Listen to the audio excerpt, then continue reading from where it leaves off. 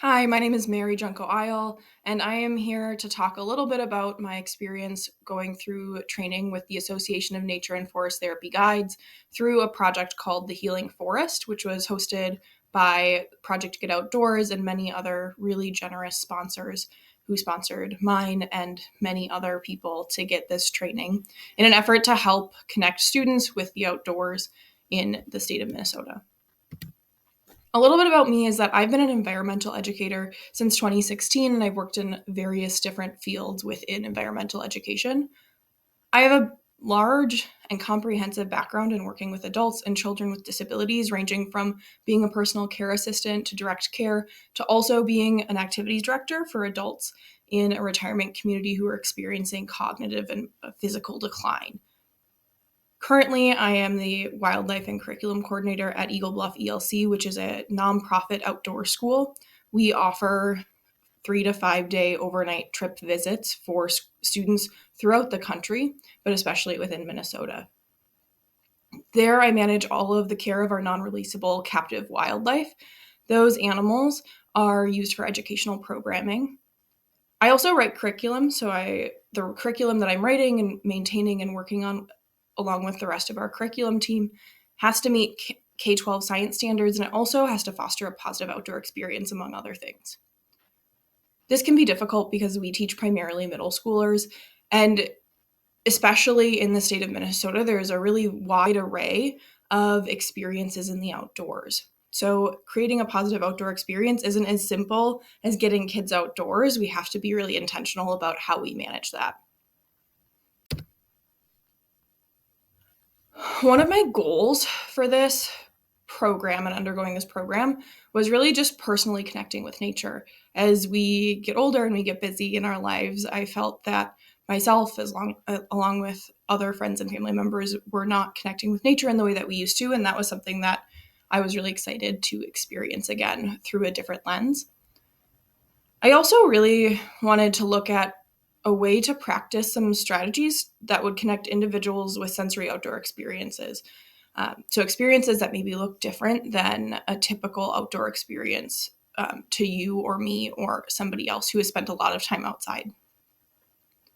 And finally, I really wanted to gain some skills that I could use as part of an immersive experience, so a larger, broader walk, or incorporate them into a typical class offering at a place like Eagle Bluff, where we maybe have to hit some standards, we have to do some science, we have some kind of goals for the class, but how can we further connect students with their environment through some of these invitations of forest therapy?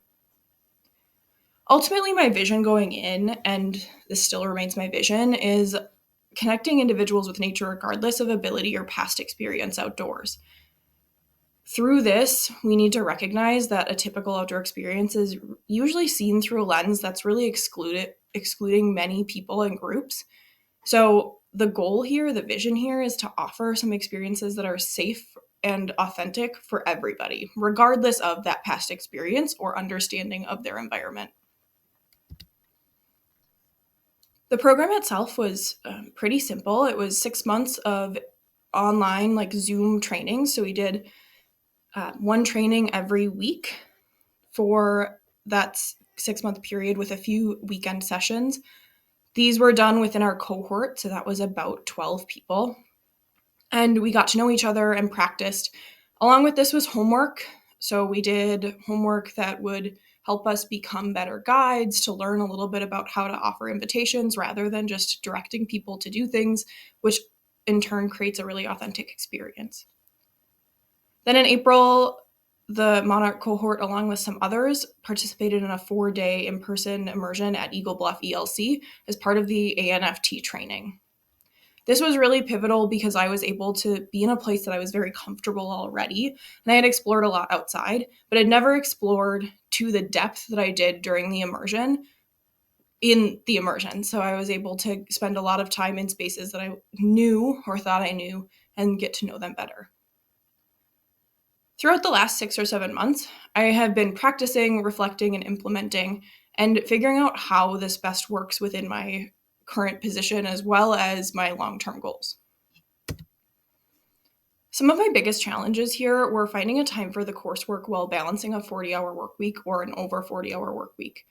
Personally, I worked 2 jobs the entire time I was going through the Monarch cohort, and that became very difficult at times to really focus my energy on the course materials, especially with other life events happening while I was going through the course.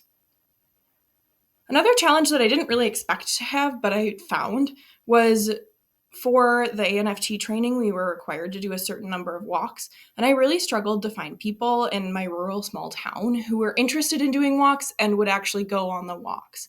So I initially had a lot of interest, and then when I would host walks, I wouldn't get anybody, or I would get like one person. So finding people who were interested and would commit was a big struggle for me.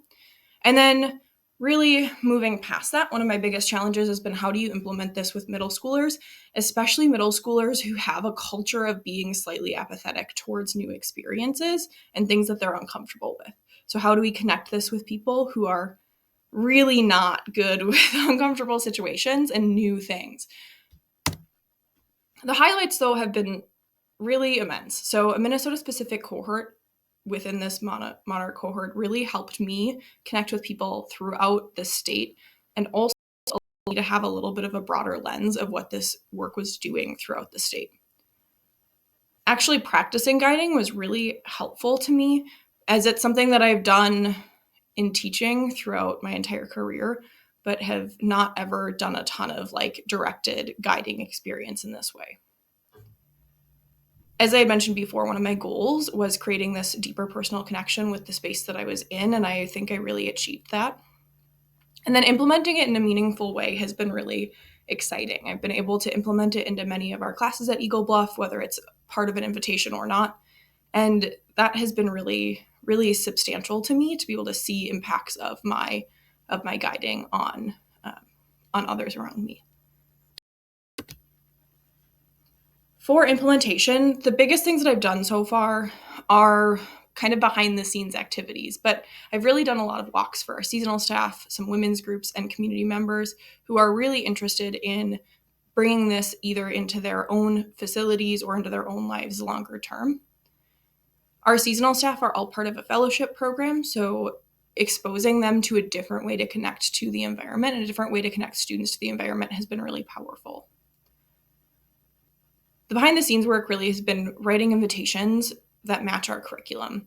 So again, we have to meet these science standards for school groups. So how do we do that in a different way, in a non-traditional way? Another huge part of writing invitations into curriculum is encouraging a connection, not only with the space that they're in the moment, but also with their home spaces that they'll be going back to.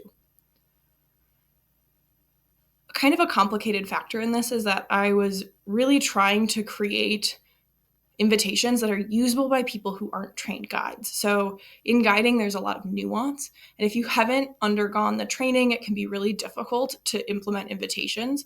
So these invitations have been practiced and tried with many other staff members before they ever get fully implemented into a curriculum.